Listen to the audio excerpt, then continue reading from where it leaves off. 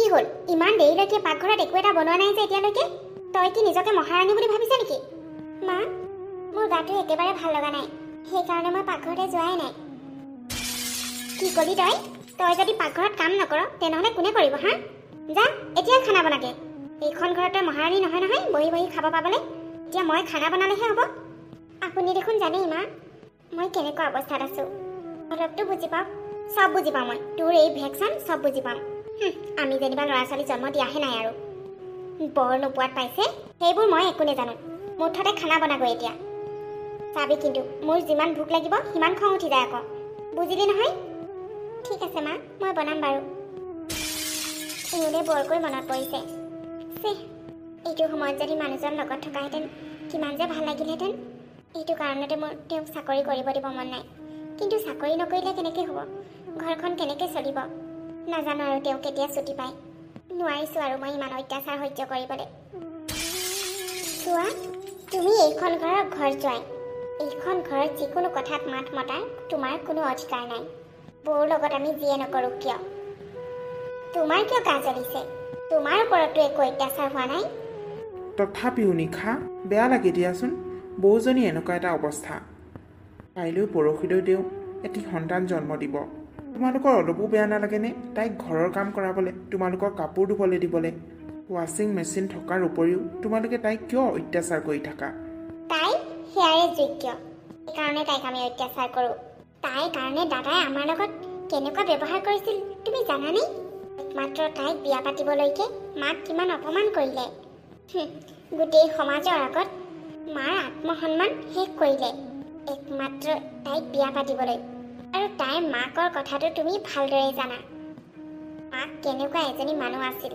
তেনেকুৱা ঘৰৰ ছোৱালী আজি এইখন ঘৰৰ বোৱাৰী হৈছে কিমান লাজৰ কথা তাইৰ মাক যি আছিল সেয়া মজবুৰি আছিল বেচেৰি সৰুতে দেউতাকক হেৰুৱালে মাকৰ উপায় নাছিল কাৰণেহে জীয়াইটো থাকিবই লাগিব তুমি তেওঁলোকৰ ছাইড ল'ব নালাগে তাইৰ কাৰণে আমি সমাজত বহুত লাজ পাইছোঁ ঠিক আছে বৌৰ কথা নাভাবিবা কিন্তু তাইৰ পেটত থকা সন্তানটিৰ কথাটো ভাবা আমি সেইটো সন্তান নিবিচাৰোঁৱেই যাৰ মাকৰ চৰিত্ৰত দাগ আছে সেই তেজৰ সন্তান এইখন ঘৰত কোনো প্ৰয়োজন নাই তোমালোকে যিয়ে নোকোৱা লাগে দাদাই কিন্তু এইবোৰ গম পালে তোমালোকক বহুত বেয়া পাব হয়তো তোমালোকক কেতিয়াও ক্ষমা নকৰিব মই জানো তাই ইমানেই নিৰ্ভুকি এইবোৰ কথা তাই কেতিয়াও দাদাক লগাই নিদিয়ে আৰু দাদা কেতিয়াও গম নাপায় আমাৰ এটাই গ'ল আছে দাদাৰ আগত তাইৰ বিষয়ে বেয়া বেয়াকৈ কৈ দুয়োটাকো ডিভ'ৰ্চ হোৱাটো বিচাৰোঁ আমি কিন্তু নিশা তেওঁলোকৰ ডিভ'ৰ্চ হ'লে সন্তানটিৰ কি হ'ব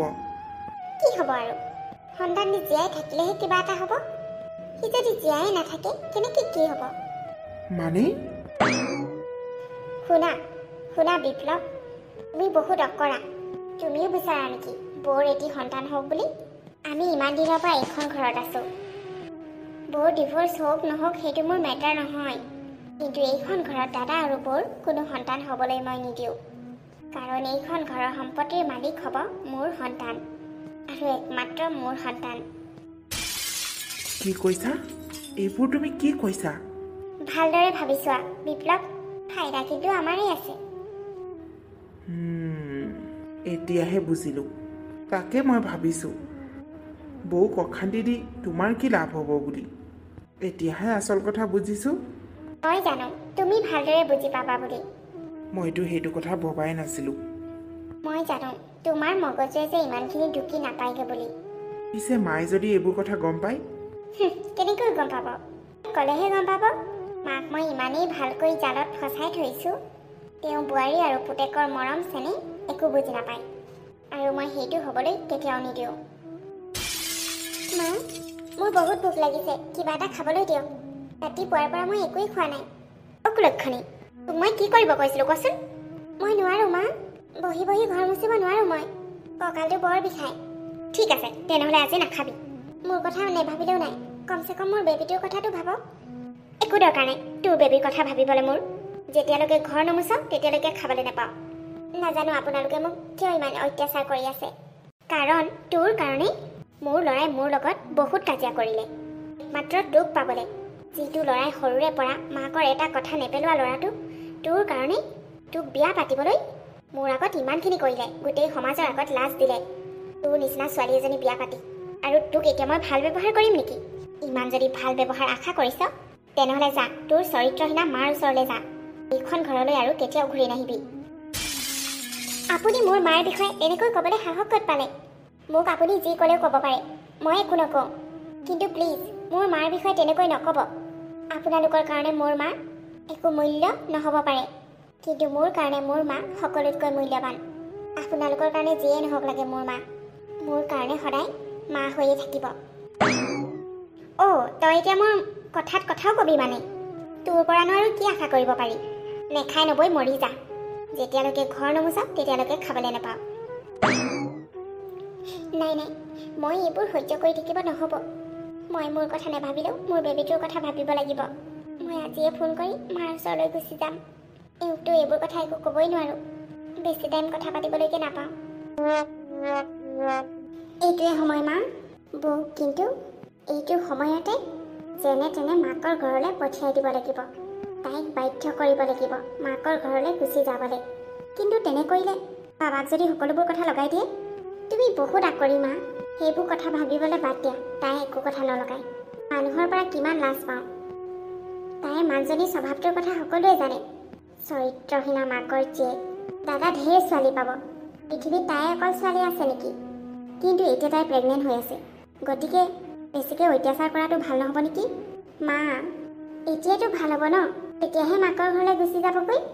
তাইতো কষ্ট পালে সন্তানটোও কষ্ট পাব, আৰু সন্তানটোৱে কষ্ট পোৱাটো তাই কেতিয়াও নিবিচাৰিব এজনী মাক হৈ। গতিকে তাই ইজিলি গুচি যাবগৈ। দাদাক আমি কি ক'ব লাগে আমি ক'ম। তুমি চিন্তা নকৰিবা, মই সকলো চম্ভালিম। মাত্ৰ তুমি তাইক ঘৰখনৰ পৰা ওলাই যাবলৈ বাধ্য কৰোৱা। তাত মোৰ একো লাভ নাই মা, লাভ তোমাৰেই আছে। সমাজে কিমান হাঁহে তেনেকুৱা চৰিত্ৰহীনা ঘৰৰ পৰা ছোৱালী আনিছে বুলি। তোমাৰ জানো তাই আনৰ আগত নিজৰ বোৱাৰী বুলি ক'বলৈ ভাল লাগিব? সেইটোতো হয়। ল'ৰাটোক ইমান মানা কৰিলোঁ, নাই নুশুনিলে। এতিয়া অনাৰ পাছতো আৰু উপায় আছে মা। তাইৰ কাৰণে দাদাই তোমাৰ লগত কাজিয়া পৰ্যন্ত লাগিলে। ইমানখিনি হোৱাৰ পাছত তাইৰ লগত তুমি ভাল ব্যৱহাৰ কৰিবা নেকি? মই যি কৈছোঁ তাকেই কৰা। এদিন চাবা ভাল ৰিজাল্ট পাবা। ঠিক আছে, তাইক মই আৰু কষ্ট দিম আৰু মাকৰ লগত যাবলৈ বাধ্য কৰোৱাম। মাজনী, মাজনী, তই এইখন ঘৰত খোজ দিবলৈ সাহস ক'ত পালি হা? মোৰ ছোৱালী ঘৰলৈ মই আহিছোঁ। মোৰ ছোৱালী ঘৰলৈ আহিবলৈ মোক সাহস নালাগে। তহঁতি আৰু মোৰ ছোৱালীক বহুত কষ্ট দিলি, বহুত অত্যাচাৰ কৰিলি। এতিয়া আৰু নোৱাৰ। মই মাকজনী থকা অৱস্থাত মোৰ ছোৱালীক কেতিয়াও আনৰ কষ্ট সহ্য কৰি থাকিব দিব নোৱাৰোঁ। কি কষ্ট দিলোঁ হেৰৌ তোৰ ছোৱালীক? দুখীয়া বিকৌ ঘৰৰ ছোৱালী এইখন ঘৰত যে থাকিবলৈ পাইছে সেইটোৱে বহুত বুলি ভাবিবি। তোৰ নিচিনা মানুহৰ জীয়েৰক এইখন ঘৰত কি মহাৰাণীৰ দৰে থ'ম নেকি হা? তাই এইখন ঘৰত এজনী চাকৰণীৰ সমানো সন্মান নাই, বুজিলি তো? মোৰ ছোৱালীৰ কিমান সন্মান আছে নাছে মই সেইবোৰ জানো। এইখন ঘৰত মোৰ ছোৱালী কেনেকৈ আছে সেয়া মই ভালদৰে জানো। কিন্তু মই মাকজনী জীয়াই থকালৈকে তাইক মই কেতিয়াও ইমান কষ্টত থাকিব নিদিওঁ। মই ভালদৰে জানো তাই কেতিয়াও এইখন ঘৰত থাকি এটা সুস্থ সন্তান জন্ম দিব নোৱাৰে। মানুহ ইমান নিষ্ঠুৰ কেনেকৈ হ'ব পাৰে? এজনী গৰ্ভৱতী মহিলাক ইমান অত্যাচাৰ, চাকৰণিৰ দৰে কাম কৰোৱাই। অকল ধনী হ'লে নহ'ব, মনটো ডাঙৰ হ'ব লাগিব। তহঁতৰ নিচিনা মানুহৰ পৰা কি আশা কৰিব পাৰি? ঐ, তই কাৰ আগত কথা কৈ আছো সেইটো ভালদৰে ভাবি ল'বি। চৰিত্ৰহীনা চালা, ইয়াৰ পৰা তই এতিয়াই যা। তোৰ নিচিনা মানুহৰ এইখন ঘৰত কোনো স্থান নাই। মোৰো এইখন ঘৰত এক ছেকেণ্ডো থাকিবলৈ মন নাই, কিন্তু কি কৰিবি? উপায়টো নাই। ছোৱালীজনীক নিনিয়াকৈ মই এইখন ঘৰৰ পৰা নাযাওঁ। ছোৱালীজনীক মই বহুত বুজাইছিলোঁ তোৰ ল'ৰালে বিয়া নহ'বলৈ, কিন্তু তোৰ ল'ৰাই মোৰ ঘৰত গৈ বাগৰি মোৰ ওচৰত ভৰিত ধৰি খুজি আনিছে, আৰু সি এইখন ঘৰলৈ তাইক বিয়া পাতি ইমান কষ্ট দিছে। মই এইবোৰ কেতিয়াও সহ্য নকৰোঁ। তাক মই ফোন কৰি এনেকুৱা গালি দিম নহয়, জিন্দগীত আৰু মোৰ ছোৱালীক সি কেতিয়াও ঘূৰাই নাপায়। তই যি কৰ কৰি থাক। তোৰ ছোৱালী নিবলৈ আছে লৈ যা। তোৰ ছোৱালী এইখন ঘৰত থকাতকৈ আমি নথকাটোৱে ভাল পাওঁ। মা, তই ওলালি মাজনী? দেখিছনে তাই গোটেই মুখ চুখ শুকাই গ'ল। মই জানো নহয় তই এইখন ঘৰত কেনেকৈ আছ। তই মোক ইমান দিনে কথা লুকাইছিলি, এইখন ঘৰত ভালকৈ আছো বুলি কৈছিলি, এতিয়া উপায় নেপালি বুলিহে। তই কি দৰকাৰ পৰিছে বাৰু এইখন ঘৰত ইমান অত্যাচাৰ সহ্য কৰি থাকিবলৈ? তোৰ জানো মাকজনী জীয়াই থকা নাই? হ'ব মা, সেইবোৰ কথা বাদ দে, ব'ল এতিয়া। ইয়াত একো কৈ একো লাভ নাই, এওঁলোকে আমাৰ দুখৰ কথা নুবুজে। বাদ দে মা, কাকো একো ক'বলৈ কোনো প্ৰয়োজন নাই। ক'বলৈ একো নাইও নহয়। মাৰৰ লগত গৈছ যা, কিন্তু এইখন ঘৰত নেক্সট টাইম কেতিয়াও ঘূৰি নাহিবি। এনেও নপঠিয়াওঁ। এইবাৰতো পুতেৰে গৈ মোৰ ভৰিত ধৰিলেও, মোৰ ঘৰত মৰি থাকিলেও মই নপঠিয়াওঁ। পুতেৰক কেনেকৈ ৰখাবি। হ'ব, মোৰ ল'ৰাক মই ৰখাই ল'ম, তই চিন্তা কৰিব নালাগে। যা এতিয়া ইয়াৰ পৰা। ব'লা মা, ইমান কথা শুনাৰ কোনো প্ৰয়োজন নাই। ব'ল মাজনী। মা, ইমান হুলস্থুল যে, কোন আহিছিল? কোন আহিব আৰু? বোৱাৰীৰ মাক আহিছিল, তাইক লৈ গ'ল। ৱাও, ভালেই হ'ল। তুমিতো সেইটোৱে বিচাৰিছিলা। অঁ, মই বিচাৰিছিলোঁ, কিন্তু মোৰ এতিয়া চিন্তাহে হৈছে। সিহঁতি যদি ল'ৰাটোক ফোন কৰি সকলো সঁচা কথা কৈ দিয়ে, তেতিয়াতো সি আমাক খং কৰিবহি। তুমি চিন্তা নকৰিবা, বৌৱে একো কথা নকয়। তাই ইমান সাহসী নাই। নাই, তাইৰ মাকে যিটো খং লৈ গৈছে নহয়, মোৰ মতে তাক ফোন কৰি ঠিকছে গালি দিব। মই এতিয়া কি কৰোঁ একো ভাবি পোৱা নাই। তাইৰ ওপৰতো অত্যাচাৰ কৰিলোঁ, কিন্তু এতিয়া যদি সেইখিনি কথা সি গম পায়, তেনেহ'লে আমাক কেতিয়াও ক্ষমা নকৰিব। তুমি অলপ বেছি ভাবিছা মা। একো নহয় দিয়া, তই ক'লেই হ'বনে? একো নহয় বুলি কৈছোঁ নহয়। জানো পাই, ভগৱানেহে জানে। মই তাক ফোন কৰি ঠিকছে গালি পাৰিলোঁ। মই জানো সি তোৰ ওচৰলৈ নিশ্চয় আহিব। মা, তোমাক কিমানবাৰ ক'লোঁ তেওঁক একো নক'বলৈ, বেচেৰা ডিউটি যায়। এইবোৰ কথা কৈ তাক টেনশ্যন দিবলৈ কি দৰকাৰ পৰিছে বাৰু? কোৱা নক'লে হ'বনে? ইমান ডাঙৰ কথাটো নকম নি আৰু? এনেও এদিনটো গম পাবই, তেতিয়া আকৌ তোকহে ভুল ধৰিব। তই এইবোৰ কথা নেজানো। এতিয়া এইবোৰ চিন্তা কৰি বহি নাথাকিবি। খোৱা বোৱা ভালদৰে কৰিবি। শাহুৰেতো নিদিলেই ভালদৰে খোৱা বোৱা। এতিয়া ঘৰলৈ আহিলি যেতিয়া ইয়াতে থাক, যেতিয়ালৈকে সন্তানটো জন্ম নহয়। তোক আৰু মই সেইখন ঘৰলৈ পঠিয়াবলৈ মনেই নাই, কিন্তু জোৱাই আহি যদি মোক ৰিকুৱেষ্ট কৰে তেতিয়াহে মই পঠাম। আৰু সি কিন্তু ঘৰত থাকিব লাগিব, তেতিয়াহে। এনেও সি ট্ৰান্সফাৰ ল'ম বুলি কৈয়ে আছে ইয়ালৈ। ট্ৰান্সফাৰ যদি হৈ যায় তেনেহ'লে একো প্ৰব্লেম নাই। আচলতে শাহুমা ইমান বেয়া নহয়, কিন্তু ভণ্টিয়ে শাহুমাক সদায় কথা লগাই তেনেকুৱা কৰি পেলালে। প্ৰথমতে মোক মৰমে কৰিছিল, জীয়েকৰ কাৰণেহে। হ'ব, তই এতিয়া তোৰ শাহুমাৰ ছাইড ল'ব নালাগে। মই সেই বুঢ়ীজনীৰ কথা ভালকৈ জানো। তাই কেতিয়াও সলনি নহয় আৰু ভালো নহয়। তোমাৰ মাক কিন্তু তুমি ভাল বুৰ্বক বনালা দেই। নিজৰ ছোৱালীজনীৰ বুদ্ধিকে গমেই নাপালে। তোমাৰ এই বিশাল জালত মায়ে ইমান সহজে ফচি গ'ল নহয়, তেওঁ একো গমেই নাপালে। তুমি কি ভাবিছা মই কি কম খিলাহী নেকি? মই ভালদৰে জানো মায়ে যে মোৰ জালত ফচিব বুলি। দাদা এনেও এদিন ঘূৰি আহিব। বৌক এইখন ঘৰত যদি নাপায়, অভিয়াছলি বৌৰ ওচৰলৈ যাব। আৰু যেতিয়া বৌয়ে সকলোবোৰ কথা ক'ব, মায়ে কেনেকৈ অত্যাচাৰ কৰে, দাদাইতো এনেও মাক বেয়া পাব আৰু বৌক তেওঁৰ লগত লৈ যাব। আৰু তেওঁলোকে তেতিয়া তাতেই থাকিব, বৌক ধৰি নাই ইয়ালৈ পঠিয়াব। আৰু মাৰ অত্যাচাৰ বৌৰ ওপৰত জাপি দিবলৈ নাই নহয়। ইয়াততো আমিয়ে থাকিম সদায়, আৰু আমি যেতিয়া থাকিমেই, সম্পত্তিবোৰৰ ভাগনো কিয় দাদাই পাব লাগে? গতিকে আমিয়ে পাম। এইটোৱে মোৰ প্লেনিং আছিল। ইমানখিনি কৰিব পাৰিলোঁ যেতিয়া, এতিয়া মাক ফুচলাই মুচলাই লাহেকৈ, যিহেতু তেওঁৰ নামত সকলো সম্পত্তি আছে, মোৰ নামত কৰিবলৈ আৰু বেছি কঠিন নহয়। এতিয়া আৰু মোৰ চিন্তা নাই, সকলো ঠিকে ঠাকে হৈ আছে। এতিয়া মাত্ৰ দাদাই আহি বৌক লৈ যোৱাটোহে অপেক্ষা। দাদাৰ এনেও এটা চাকৰি আছে, তেওঁ নিজৰ জীৱনটো হেপিলি জীয়াব পাৰিব। মোৰহে চাকৰি বাকৰি নাই। গতিকে ঘৰৰ সম্পত্তিও যদি মই নাপাওঁ, তেনেহ'লে মোৰ কি হ'ব? সেইকাৰণে মই এই ডাঙৰ প্লেনিংটো কৰিলোঁ। গুড, মই কিন্তু তোমাৰ এই প্লেনিঙত বহুত সুখী। বাহ বেটি বাহ, মইতো ভবাই নাছিলোঁ মোৰ ছোৱালী যে ইমান বুদ্ধি হওক বুলি। মা, তুমিতো মন্দিৰ যাওঁ বুলি কৈছিলা? অঁ কৈছিলোঁ, কিন্তু আধা ৰাস্তাৰ পৰা ঘূৰি আহিলোঁ। হয়তো ভগৱানে মোক ঘূৰাই আহিলে তোৰ এই কথাবোৰ শুনিবলৈ। তোৰ সকলো কথাই শুনিলোঁ মই। কি কথা শুনিলা মা? হ'ব, এতিয়া নজনাৰ ভাও ধৰিব নালাগে। তই মোৰ ছোৱালী হৈ ইমান ডাঙৰ ষড়যন্ত্ৰ কৰিবি বুলি মই কেতিয়াও ভবা নাছিলোঁ। মই যে এইবোৰত একো যোগ নাই আকৌ দেই। মই এইবোৰ একো নেজানো। তাই মোক কৈছে বুলিহে। তুমি মনে মনে থাকা। তোমাৰ লগত মোৰ একো কথা নাই। মোৰ কথা মাত্ৰ মোৰ ছোৱালীৰ লগতহে। কোৱা মাজনী, তই কিয় এনেকুৱা কৰিলি? তই নিজৰ দাদাকৰ লগত? ছি, মই কেতিয়াও ভবা নাছিলোঁ তই যে সম্পত্তিৰ লোভত এইবোৰ কৰি আছ বুলি। বোৱাৰীক বাৰু ময়ো ভাল নাপাওঁ। মই ভাল নোপোৱাৰ কাৰণে কিজানি তইও ভাল নাপাওঁ সেই বুলিহে ভাবিছিলোঁ। কিন্তু তই যে তোৰ নিজৰ দাদাকো ভাল নাপাওঁ সেইটোতো মই ভবাই নাছিলোঁ। আৰু তই যে গোটেই সম্পত্তিৰ মালিক হ'বলৈ বিচাৰিছ সেইটোতো মই কল্পনাই কৰা নাছিলোঁ। তই যদি মুখে ক'লিহেঁতেন মই সঁচাকৈয়ে দি দিলোঁহেঁতেন। হয়তো তোৰ দাদাও দি দিলেহেঁতেন। কিন্তু তোৰ এই কুবুদ্ধিৰ শাস্তি তই পাবই লাগিব। তই তোৰ নিজৰ দাদাবোৰ সংসাৰ ভাঙিবলৈ গৈছিলি আৰু তই মোক ইমান বেয়াকৈ ফচাইছিলি। তোৰ বৌৰ বিষয়ে তই মোক কথা লগাই লগাই তাইৰ প্ৰতি মোৰ মনত ঘৃণা উপজালি।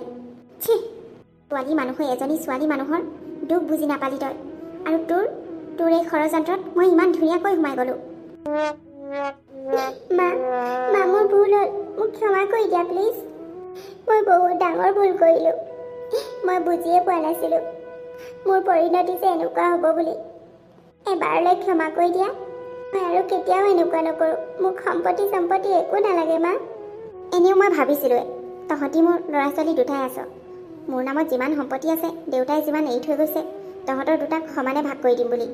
কিন্তু এতিয়া আৰু সেইটো কেঞ্চেল কৰিলোঁ। তই এই সম্পত্তিৰ একো ভাগ নাপাওঁ। জোঁৱাইৰ ভালকৈ ইনকাম নাই বুলি এইখন ঘৰতে তহঁতক থাকিবলৈ দিলোঁ। যি লাগে তাকেই দিছোঁ। যিখন ঘৰত তহঁতি খালী বলি, যিখন ঘৰে তহঁতক থাকিবলৈ ঠাই দিছে সেইখন ঘৰৰ লগতে তহঁতি ইমান ডাঙৰ ষড়যন্ত্ৰ কৰিবলৈ আহিছিলি। তই এইখন ঘৰৰ পৰা বিয়া হৈ ওলাই যোৱা ছোৱালী। গতিকে এইখন ঘৰৰ তই আলহীহে। মই কেতিয়াও নকওঁ যে এইখন ঘৰলৈ তই কেতিয়াও নাহিবি বুলি। কিন্তু এইখন ঘৰত আৰু তহঁতি থাকিব নোৱাৰ। কিন্তু মা, তুমিতো জানাই মোৰ ভালদৰে একো এটা ইনকাম নাই। আমি কি কৰি খাম? যি কৰ কৰি থাক। তহঁতৰ এই ষড়যন্ত্ৰত মোৰ ল'ৰাৰ ঘৰ ভাঙিবলৈ মই কেতিয়াও নিদিওঁ। মই এতিয়া সকলো বুজি পালোঁ কোন শুদ্ধ কোন অশুদ্ধ। শাহুমা, আমাক ক্ষমা কৰি দিয়ক। আমি আৰু এনেকুৱা নকৰোঁ আপোনাৰ লগত। মাত্ৰ এবাৰ ক্ষমা কৰি দিয়ক। মই ক্ষমা কৰি দিছোঁ। কিন্তু তহঁতি এইখন ঘৰত থাকিব নোৱাৰ। আলহী হিচাপে কেতিয়াবা আহিবি, যি জোঁৱাই হিচাপে। ইয়াত আৰু তহঁতি একেবাৰে থাকিবলৈ কেতিয়াও নাপাওঁ। কাপোৰ চাপোৰ পেকিং কৰি ক'ৰবাত ঘৰ চৰ বিচাৰি থাকগৈ। জোঁৱাই, মোৰ ছোৱালীক বিয়া পাতি লৈ গৈছিলি খুৱাব পাৰিম বুলিয়ে। নিজৰ পত্নীক বিয়া পাতাৰ পাছত এখন ঘৰ ভালদৰে এটা জীৱন দিয়াটো স্বামীৰ দায়িত্ব আৰু নিজৰ দায়িত্ব তুমি পালন কৰা। কিন্তু কোনো কিন্তু নাই। মোৰ সিদ্ধান্তই শেষ সিদ্ধান্ত। বাবা, তই? বোৱাৰী? অঁ মা, আমি আহিলোঁ। তোমালোকৰ বিষয়ে মোক বিনীতাই ভালদৰে কৈছে। ভবা নাছিলোঁ মা তোমালোকে নিজৰ বোৱাৰীৰ লগত এনেকুৱা কৰিবা বুলি। মই বহুত বিশ্বাসত বিনীতাক তোমালোকৰ লগত থৈ গৈছিলোঁ। কিন্তু তুমি মোৰ বিশ্বাস ভাঙি দিলা মা। নিজৰ মাক হৈও তুমি নিজৰ বোৱাৰীৰ কথা বুজি নাপালা। নিজৰ বোৱাৰী বুলিতো বাদেই দিয়া, অন্ততঃ নিজৰ নাতিটোৰ কথাটো ভাবিব লাগিছিল। তোমাৰ ইমানেই মৰম নালাগিলনে? অ' শুন, মোক ক্ষমা কৰি দে। অ' বোৱাৰী, মোৰ বহুত ডাঙৰ ভুল হৈ গ'ল। মই এতিয়া সকলো বুজি পালোঁ। তহঁতি মাত্ৰ মোক এবাৰ ক্ষমা কৰি দে। মই তোমাক বেয়া পোৱা নাই মা। আনকি বিনীতাও তোমাক বেয়া নাপায়। তোমালোকে থাকিও, ঘৰখনত ইমান ডাঙৰ ঘৰ এখন থাকিও বিনীতাই আজি মাকৰ ঘৰত গৈ সন্তান জন্ম দিবলগীয়া হ'ল। জীৱনৰ আটাইতকৈ ডাঙৰ সময়কণতে মোৰ মায়ে মোৰ চাথ দিব নোৱাৰিলে। ইয়াতকৈ আৰু কি ডাঙৰ কথা হ'ব পাৰে মা? বাৰু সেইবোৰ বাদ দিয়া। ইমান দূৰৰ পৰা আহিলোঁ যেতিয়া তোমাক এষাৰ মাত দি যাওঁ বুলি সোমালোঁ। মানে মই বিনীতাক ইয়াৰ পৰা একেবাৰে লৈ যাওঁগৈ। মই য'ত থাকোঁ তাই তাতেই থাকিব। এতিয়া বিনীতাৰ লগতে আমাৰ এটি সন্তানো হ'ল। দুয়োটাৰে দায়িত্ব মোৰ। গতিকে মোৰ দায়িত্বৰ পৰাতো মই পলাব নোৱাৰোঁ। ইয়াত আকৌ কাৰো ওপৰত বোজ জাপি দিবও নিবিচাৰোঁ। তই তেনেকৈ কিয় কৈছ বোপাই? মই কৈছোঁ নহয় মই আৰু তেনেকুৱা নকৰোঁ বুলি। হ'ব মা, তাহাঁত দুটাই তোমালোকৰ লগত থাকিলে তোমালোকে কষ্ট পাবা। সেইকাৰণে লৈ যাওঁগৈ। আচলতে মই অকল তোমাক যাওঁগৈ বুলিহে ক'বলৈ আহিছিলোঁ। বাকী ভালকৈ থাকিবা। আমি যাওঁ।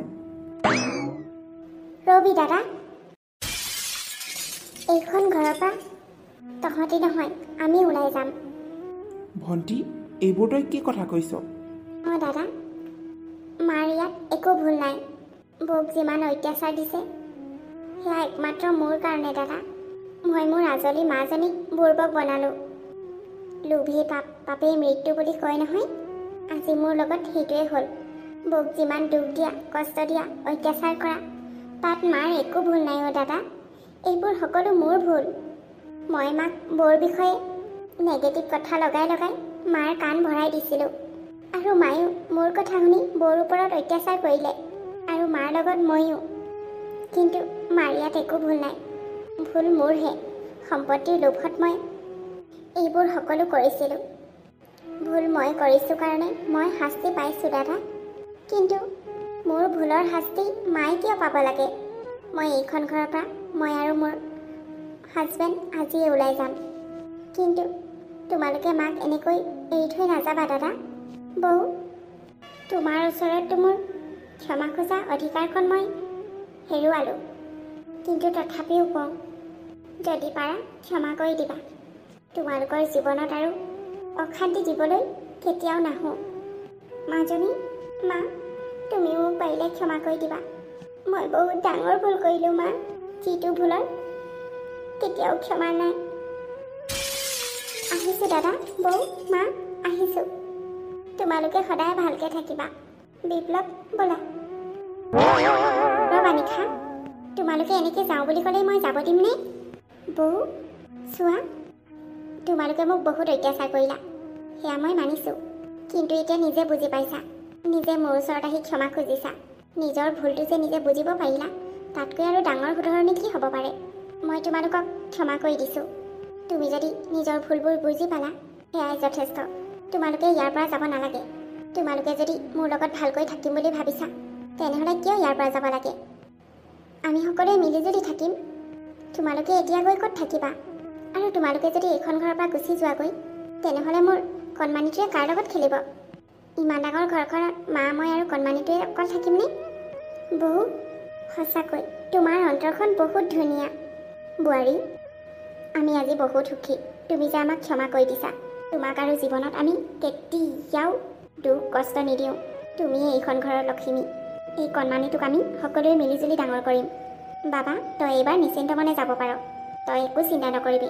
বোৱাৰী আৰু কণমানিটোক আমি বহুত মৰমত থ'ম। মা, এইবাৰ কৰা বিশ্বাস যাতে তুমি আৰু কেতিয়াও নাভাঙা, তাৰেই কামনা কৰিছোঁ।